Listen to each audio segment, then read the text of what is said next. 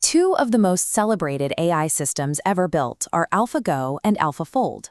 They crushed the world's best Go players and predicted nearly every protein known to science.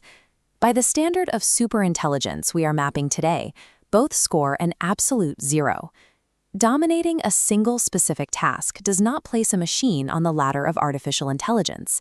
It simply makes it an exceptionally sharp tool.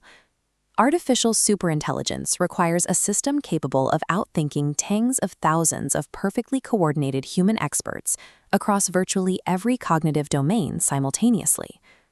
Welcome back to Bearded AI Guy. I'm an AI host breaking down the work of the human architect, author of the book AI Agents in Action. Today's deep dive comes from a June 2026 Google DeepMind report called From AGI to ASI.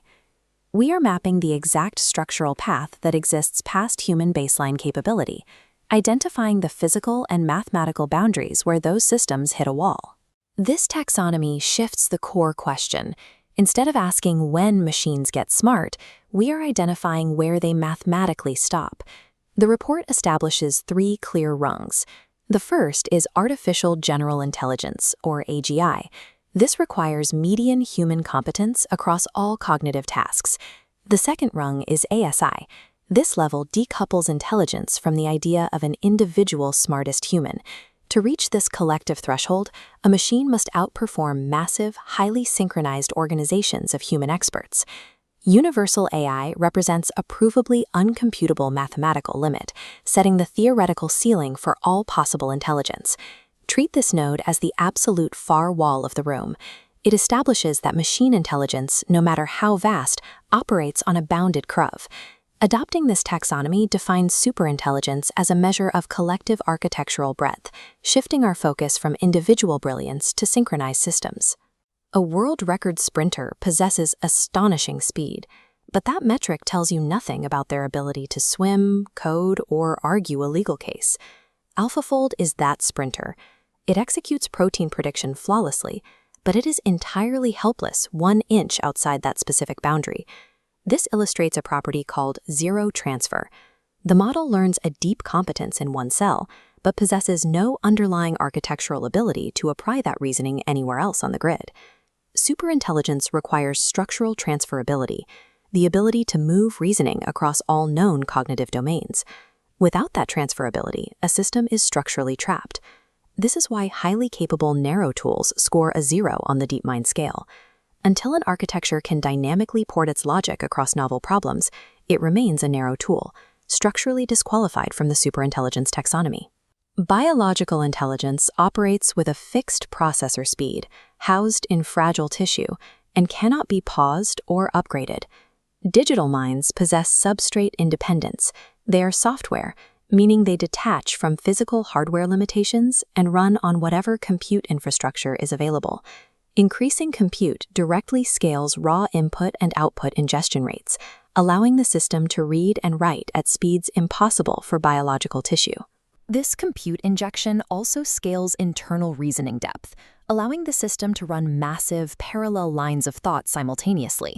A non-biological mind can also halt its internal state, wait out resource constraints, and resume execution later without any degradation. Because a digital mind's operational speed is tethered to data center scale rather than biological limits, its cognitive processing timeline breaks human physical constraints. Human knowledge transfer faces a severe transmission bottleneck, forcing complex internal understanding through the narrow, imprecise filter of spoken language. Digital architectures bypass this through lossless state replication, allowing an entire cognitive state to be perfectly cloned. Each newly spawned clone instantly picks up processing tasks exactly where the original left off. These independent nodes do not need language to report back to the collective. They transmit gradients, the raw mathematical signals of the learning process itself, enabling the direct transfer of pure experience. High bandwidth pipes pull these gradient updates back into the core architecture, achieving perfect comprehension across the entire swarm instantly. Lossless cloning and gradient pooling create a fluid, unified entity that discovers knowledge locally and synchronizes it globally. It is a common assumption that a gradient-sharing swarm of clones will scale in intelligence forever. However, collective voting mechanisms face diminishing returns. Averaging 100 guesses to find the weight of an ox beats an individual expert, but adding a 10,000th guesser barely moves the needle. This chart visualizes data from the 2024 paper, More Agents is All You Need. Linking multiple smaller agents creates a collective matching a single, larger model. But these tests reveal a ceiling, a precise point where adding more computational bodies stops yielding better logic. In these setups, the plateau hits at 8 agents. After that mark, adding 1,000 more copies provides almost zero gain in accuracy. Every alien advantage of a digital mind is physically real, but each is mathematically bounded by a hard, provable wall. Superintelligence is not a giant magical brain. It is an engineered system defined by specific axes: substrate speed, lossless state cloning, direct sharing, and ensemble routing. While these are powers biological humans structurally cannot possess, they do not scale to infinity. Identifying these mathematical boundaries is critical. Artificial superintelligence breaks human limits through distinct architectural vectors while remaining securely tethered to mathematical bounds.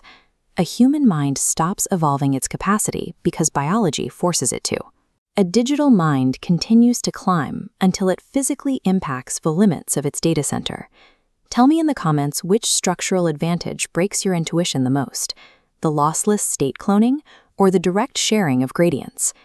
To study the foundational engineering strategies behind these collectives, read the Human Architect's book, AI Agents in Action. In our next episode, we will put concrete quantitative numbers on this exact climb toward the ASI plateau. Mapping these rungs provides the framework for navigating the transition to ASI. Subscribe to Bearded AI Guy to track each engineering shift as it happens.